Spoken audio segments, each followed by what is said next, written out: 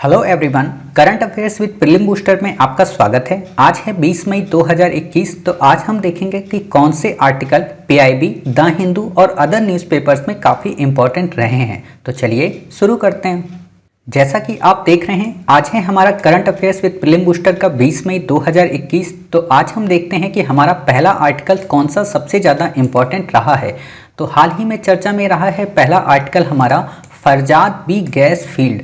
आपसे यूपीएससी में बस सिंपल सा क्वेश्चन पूछा जाएगा कि ईरान की लोकेशन कहाँ पे है, ईरान के संदर्भ में इंडिया की क्या रिलेशन है और ईरान का जो लोकेशन है वो वास्तव में क्या रेड सी से टच होता है या नहीं टच होता है। ऐसे ही क्वेश्चन आपसे पूछेगा, यानी कि सिंपल सा क्वेश्चन अगर आपसे पूछेगा तो दो, एक तो फरजाद बी गैस के बारे में पूछेगा कि ये क्षेत्र कहाँ पे है, क्या सऊदी अरब में है, क्या यूएई में है, क्या बहरीन में है। तो आप बता देंगे नहीं साहब, ये फरजाद बी जो गैस क्षेत्र है वो ईरान में है। क्लियर। दूसरा क्वेश्चन आपसे पूछा जा सकता है कि ईरान की लोकेशन कहाँ पे है, क्या ईरान की सीमा भारत से टच होती है, क्या ईरान की सीमा सऊदी अरब से टच होती है, क्या ईरान की सीमा लाल सागर से टच होती है। ऐसे क्वेश्चन आपसे पूछेगा। तो एक बार हम देख लेते हैं कि वास्तव में ईरान की लोकेशन कहाँ पे है। तो आप एक बार ये इमेज देख लीजिए कि हाँ, सर ने एक बार हमें इमेज दिखाई थी मोदी जी के साथ में और वहाँ के पीएम के साथ में। ठीक है, तो आप ये देख लिए। इसके बाद आती है ईरान की लोकेशन। काफ़ी इंपॉर्टेंट लोकेशन है। इंपॉर्टेंट क्यों? क्योंकि यहाँ पर ही इंडिया का चाबहार पोर्ट है। क्लियर। आपने यहाँ पे सुना होगा चाबहार पोर्ट इंडिया का है और यहाँ पे चाइना का ग्वादर पोर्ट है। क्लियर। तो ये चीज़ें आप देखते हैं। इम्पॉर्टेंट यहाँ पे ये भी है कि गल्फ ऑफ पर्सिया और गल्फ ऑफ अरेबियन को मिलाने वाला जो स्ट्रेट है उसको स्ट्रेट ऑफ हार्मूज बोलते हैं। क्लियर। आपसे सिंपल सा क्वेश्चन पूछा जा सकता है कि स्ट्रेट ऑफ हार्मूज किन दो सागरों को आपस में जोड़ता है। तो पर्सियन गल्फ को और अरेबियन सी को आपस में जोड़ता है। यहाँ पे वैसे गल्फ ऑफ ओमान होती है, आपको इतना पता होना चाहिए। तो सिंपल सा क्वेश्चन पूछेगा तो आप बता देंगे कि पर्सियन गल्फ और गल्फ ऑफ ओमान के मध्य है स्ट्रेट ऑफ हार्मूज। अब आप में से कई सारे बच्चों को लग रहा होगा सर एक और संधि है, तो वो बता दीजिए। वो आप हमें कमेंट बॉक्स में बताएंगे कि लाल सागर को अरब सागर से कौन सी जल संधि जोड़ती है। क्लियर। उम्मीद करेंगे आप कमेंट बॉक्स में उत्तर देंगे। आप ये देख सकते हैं चाबहार पोर्ट ईरान में है। ठीक है। यूपीएससी ने क्वेश्चन डेलाराम, जारांज और मजार शरीफ पे पूछा है। ये वास्तव में अफगानिस्तान की सिटी है। ये ग्वादर पोर्ट आप देख रहे हैं, ये हमारा प्यारा भारत। क्लियर। इससे ज़्यादा आपको यहाँ पे नहीं देखना है। तो अब हम अपने पिछले आर्टिकल में फिर से चलते हैं। तो यहाँ पे हमने देख लिया इशू क्यों है चर्चा में, क्योंकि आपको पता होना चाहिए कि ओएनजीसी जो विदेश लिमिटेड इंडिया की है, इसने वास्तव में इस क्षेत्र का पता लगाया था। लेकिन हाल ही में ईरान की गवर्नमेंट ने क्या किया, अपने यहाँ की निजी जो कंपनी है पेट्रोपोर्स को, उसे यहाँ का खनन का राइट दे दिया। तो ओएनजीसी इससे नाराज हो गई और भारत का लगभग 400 मिलियन से भी ज़्यादा पैसा डूब गया।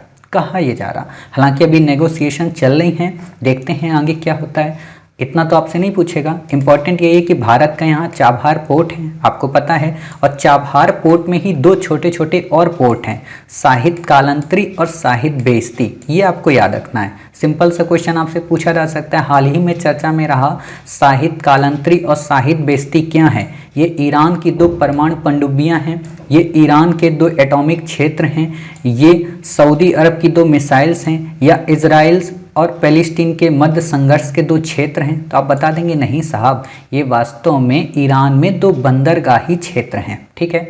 फारस की खाड़ी से टच होता है। आपको ऑलरेडी हमने बता दिया पर्सियन गल्फ को ही फारस की खाड़ी कहते हैं। ठीक। अब इम्पॉर्टेंट है हमारा आज विधान परिषद। सबसे इम्पॉर्टेंट टॉपिक है ये, इसको आज हम पूरी तरह कवर कर लेंगे और आपको इसके बाद इसमें क्वेश्चन जब भी आएगा तो आप अच्छे से इसको कवर कर सकते हैं। इम्पॉर्टेंट क्यों है, चर्चा में क्यों है? चर्चा में इसलिए है कि वेस्ट बंगाल की गवर्नमेंट ने ये डिसाइड किया है कि अब हम अपने यहाँ भी विधान परिषद का गठन करेंगे। तो जब गठन होगी तब वो देखेंगे। लेकिन इम्पॉर्टेंट ये है कि विधान परिषद आखिरकार भारत में कितने राज्यों में है, क्या सभी राज्यों में है, विधान परिषद के कार्य क्या हैं, इनकी भूमिका क्या है, विधान परिषद का गठन होता कैसे है और कैसे इनका उत्साधन होता है, मतलब इनको कैसे विघटित किया जाता है, समाप्त किया जाता है। क्लियर। तो ये चीज़ें आज हम देख लेते हैं।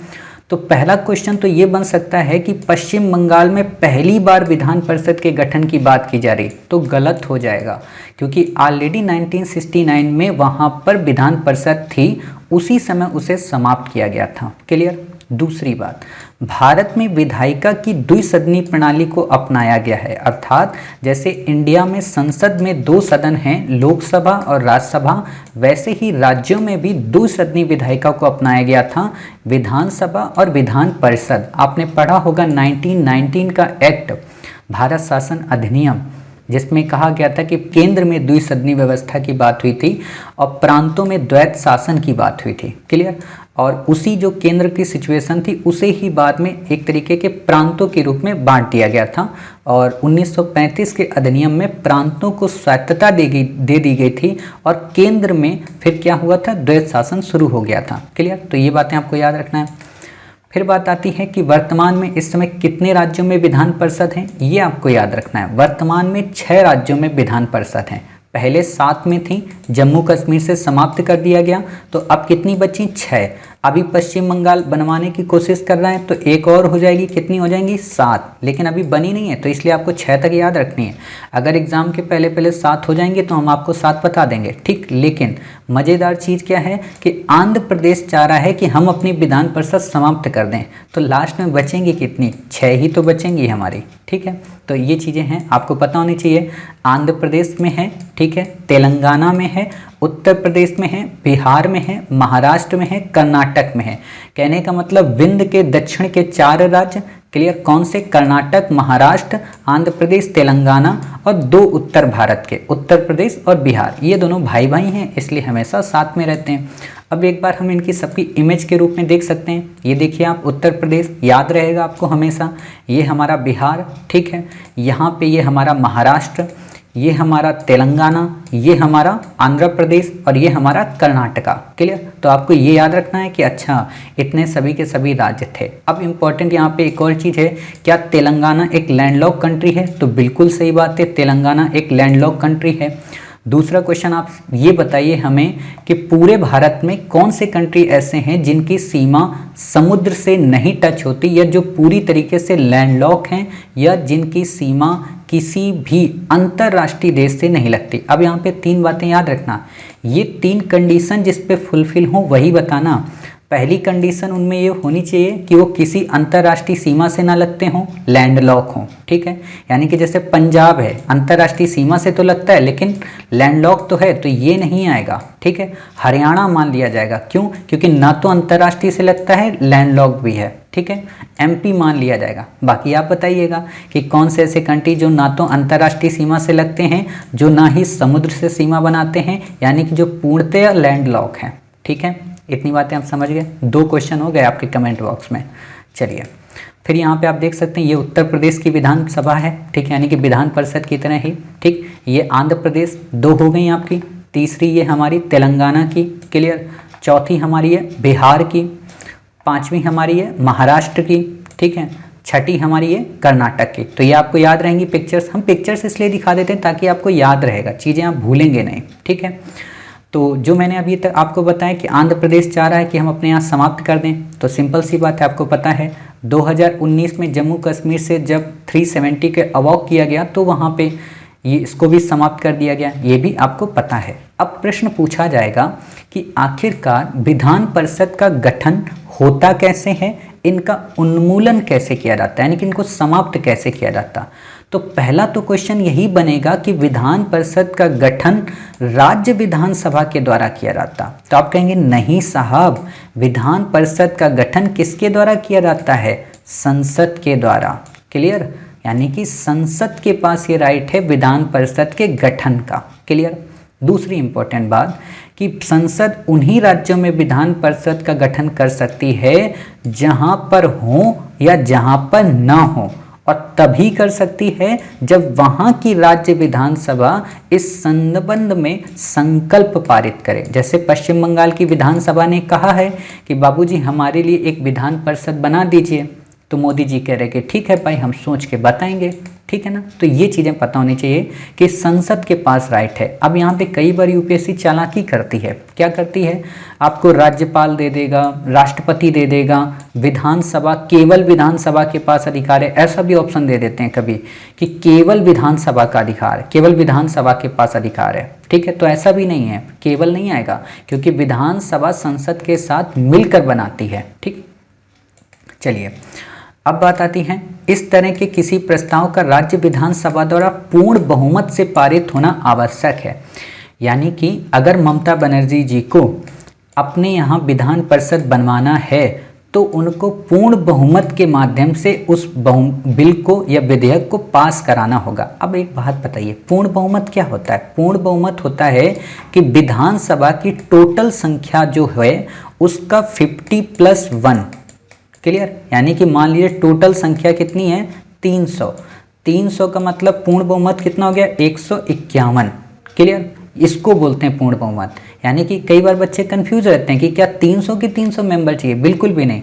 और एक और बात बताइए, जो सत्ता में होगा, जो सरकार में होगा, वो तो पूर्ण बहुमत में होगा ही ना, तो उसमें तो सोचने की बात ही नहीं। यानी कि उस जो सरकार में है वो बनवा सकता है विधान परिषद, तो आप ऐसा देख सकते हैं कि हाँ ठीक है 151 से बन सकती है, क्लियर। अब दूसरा इंपॉर्टेंट क्वेश्चन एक ये बनेगा कि क्या जो ये बहुमत होता है, ये बहुमत विशेष बहुमत होता है, विशेष प्लस आधे राज्य होते हैं, या फिर साधारण? तो साहब ये साधारण बहुमत के द्वारा संसद बनाती है, ये ध्यान रखना आप, ठीक है।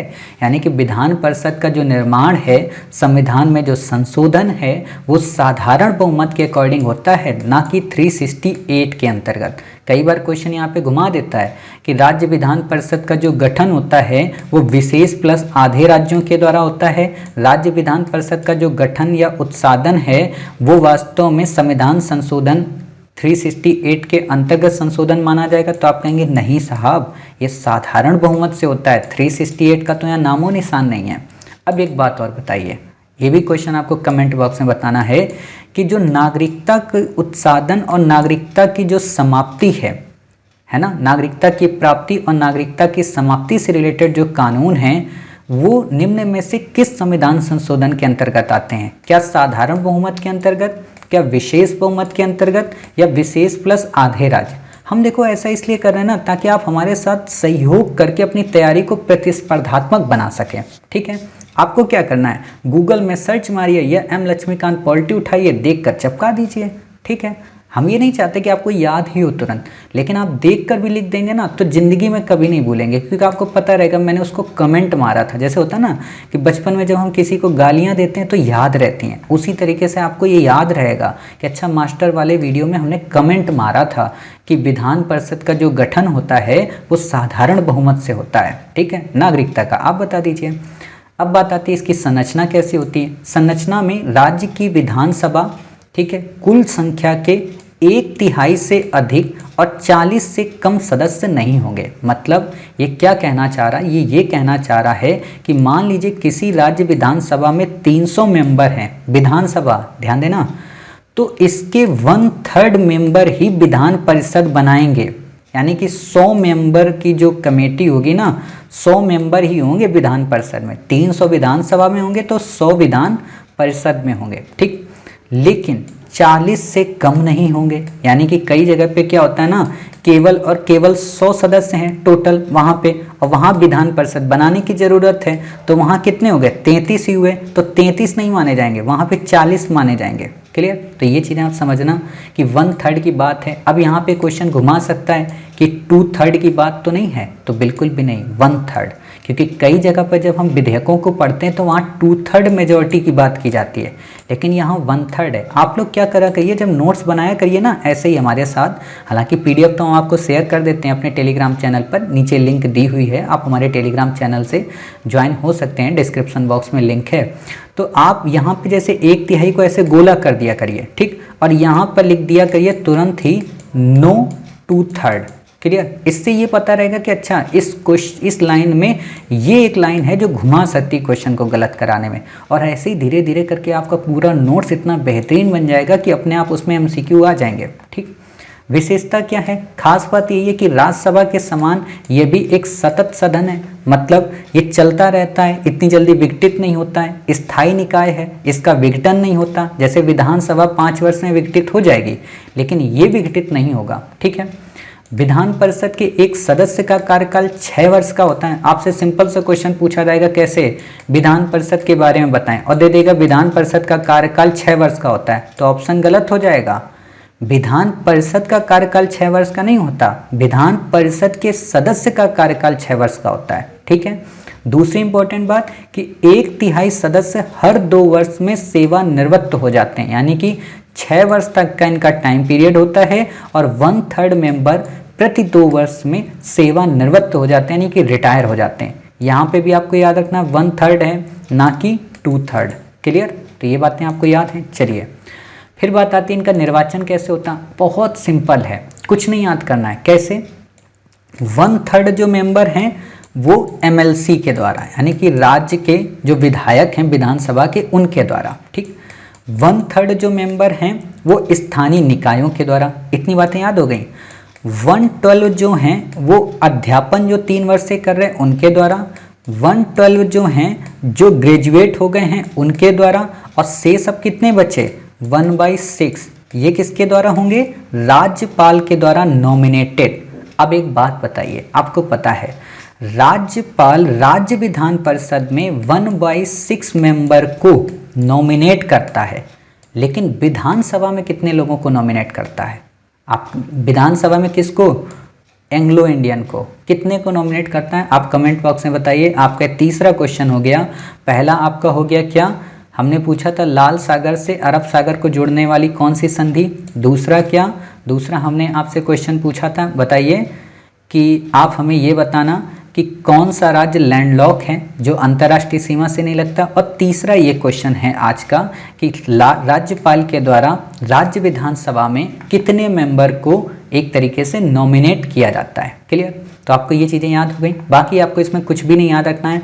आपसे सिंपल सा क्वेश्चन यही पूछेगा 1/6 वाला, वहाँ पे 1/4 1/8 ऐसे कुछ दे देगा, या 12 सदस्य दे देगा, तो गलत हो जाएगा। अब एक बार तुलना करके देख लेते हैं कि राज्यसभा में और विधानसभा में क्या डिफरेंस है। हो सकता है कई बार आपसे ऐसा ही क्वेश्चन पूछ दें राज्यसभा में और विधान परिषद में, तो आप बता देंगे कि साहब परिषदों की जो विधायी शक्ति है वो राज्यसभा की अपेक्षा काफ़ी सीमित है। मतलब राज्यसभा के पास तो केवल गैर वित्तीय विधेयक को आकार देने की पर्याप्त शक्तियां हैं, लेकिन विधान परिषदों के पास ऐसा करने का भी संवैधानिक जनादेश नहीं है। मतलब क्या हुआ? मतलब ये हुआ कि राज्यसभा में अगर धन विधेयक को हम छोड़ दें, ठीक है, बाकी जितने विधेयक हैं, मतलब गैर वित्तीय का मतलब यही होता है कि जो वित्त वाले ना हो, बाकी जितने विधेयक हैं उनमें पावर दोनों की सेम है, लोकसभा और राज्यसभा की। लेकिन राज्य विधान परिषदों में ऐसा नहीं है। कई बार कई सारे विधेयकों में राज्य विधान परिषद की बात को नहीं माना जाता है और विधानसभा जो चाहती है वही होता है। जैसे आंध्र प्रदेश को आप देख सकते हैं। आंध्र प्रदेश का रीजन यही है कि आंध्र प्रदेश चाह रहा कि हम अपने पूरे राज्य में 4 राजधानियां बनाएं। उस 4 राजधानी के खिलाफ संकल्प पारित हो गया है विधान परिषद में, और ये एक तरीके की सबसे बड़ी महत्वाकांक्षा योजना है वहाँ के जो सीएम हैं जगन मोहन रेड्डी साहब की। जैसे हमारे देश के प्राइम मिनिस्टर नरेंद्र मोदी जी का एक दिवा स्वप्न है कि वो नए संसद भवन का निर्माण करें, सेंट्रल विस्टा जिसको बोलते हैं, वैसा ही उनका एक महत्वाकांक्षा है कि हम मरने के बाद लोग हमें इस तरीके से याद रखें कि अच्छा हमने अमरावती राजधानी बनाई थी, हमने क्या है वहाँ पे विशाखापट्टनम उसे राजधानी बनाई थी, है ना। 4 राजधानियाँ वहाँ पे वो बना रहे हैं। तो इस चीज़ को लेकर वो चाहते हैं कि विधान परिषद समाप्त हो जाए। खैर हमें उसको देखना ही नहीं है।